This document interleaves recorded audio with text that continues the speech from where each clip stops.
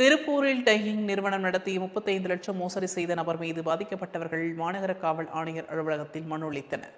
திருப்பூர் நல்லுவி பகுதியைச் சேர்ந்த குமாரசுவாமி என்பவர் பனியன் குடோ நடத்தி வருகிறார். இந்நிலையில் நாகசெந்தில் மற்றும் இளையராஜா ஆகிய இருவரும் தொழில் ரீதியாக குமாரசுவாமிக்கு பழக்கம் ஏற்பட்ட நிலையில் குமாரராஜாவிடமிருந்து நாகசெந்தில் மற்றும் இளையராஜா இருவரும் கடனாக 35 லட்சம் ரூபாய் பணம் வாங்கிய நிலையில் பணத்தை திருப்பிக் கொடுக்காமல் கடந்த ஒரு வருடமாக மோசடியில் ஈடுபட்டு வருவதாகவும் கூறப்படுகிறது.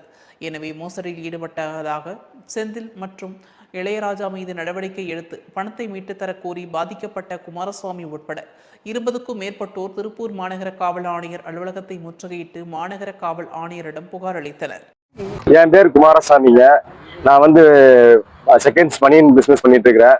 நாகசெந்தில் இளையராஜா அவங்க எனக்கு ஒரு 4-5 வருஷமா பழக்கம்.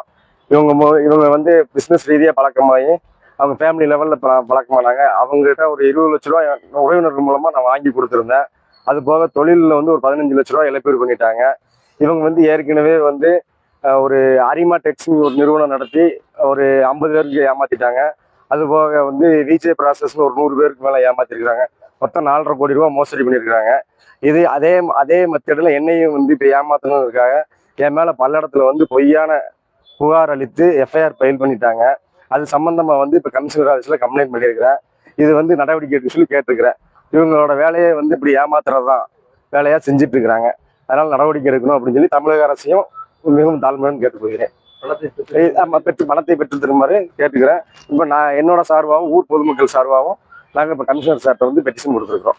திருப்பூர் தகவல்கள் மற்றும் செய்திகளை உடனுக்குடன் தெரிந்து கொள்ள திருப்பூர் டைம்ஸ் சப்ஸ்கிரைப் பண்ணுங்க.